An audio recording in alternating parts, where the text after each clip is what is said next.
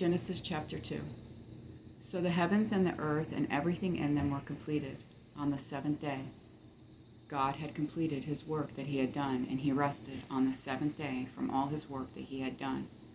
God blessed the seventh day and declared it holy, for on it he rested from all his work of creation. These are the records of the heavens and the earth concerning their creation.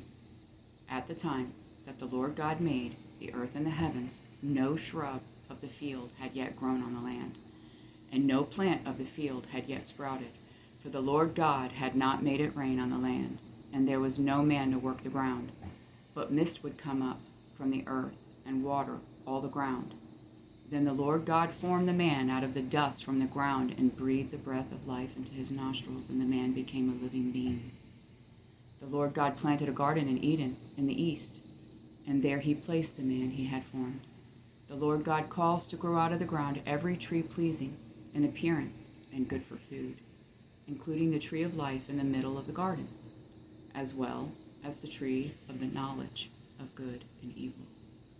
A river went out from Eden to water the garden. From there it divided and became the source of 4 rivers.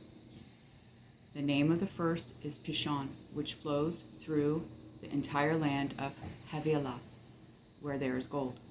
Gold from that land is pure. Bdellium and onyx are also there.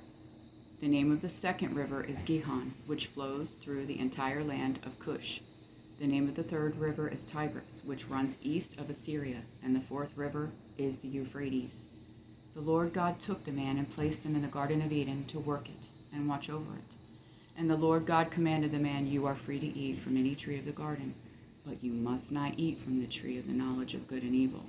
For on the day you eat from it, you will certainly die." Then the Lord God said, "It is not good for the man to be alone. I will make a helper corresponding to him." The Lord God formed out of the ground every wild animal and every bird of the sky, and brought each to the man to see that he would call it.